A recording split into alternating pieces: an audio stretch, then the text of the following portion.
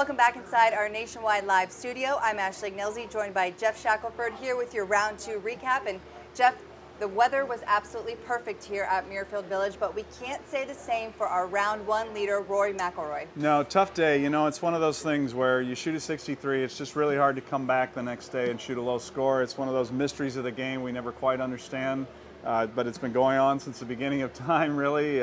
You just get on a birdie run like that, and the next day you start thinking about it or whatever happens. And he had a little bit of a knee injury, but after the round, he refused to talk about that as an excuse for why he shot 78.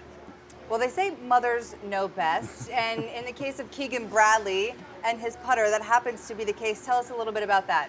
Well, Keegan's hanging around on the leaderboard, and that's great for a number of reasons. And namely, you know, he's somebody who's used an anchored putter, and at some point here before 2016, he has to make a change. And so this week, he decided to change. Now, he played a lot of golf with Michael Jordan. Michael Jordan said, you know, maybe it's time to think about the shorter putter, but it was his mother who called him and told him it's time to make the transition, go with a shorter putter, and so he's doing it, and he's playing great. Gotta listen to Mom. All right, let's talk about who Keegan played with, and that was Bubba Watson. He's another guy that's hanging around the top of the leaderboard. Masters champion, has not had any really great standout finishes here, so it's good to see him playing well. This is a golf course generally that he has felt does not fit his game, which is a little strange because I think he can play anywhere.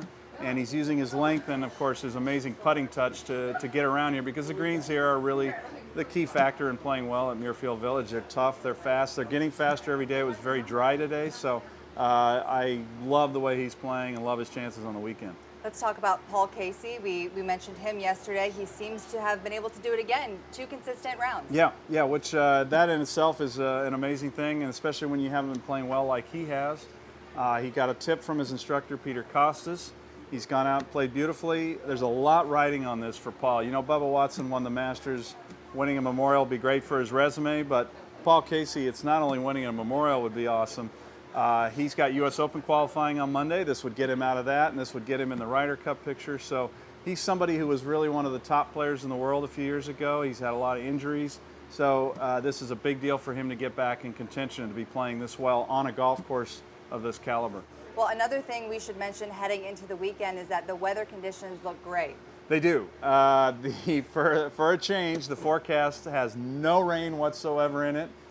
So hopefully we'll be safe. And of course, that's great for golf too, because Mr. Nicklaus wants the course to play as dry and firm and fast as possible.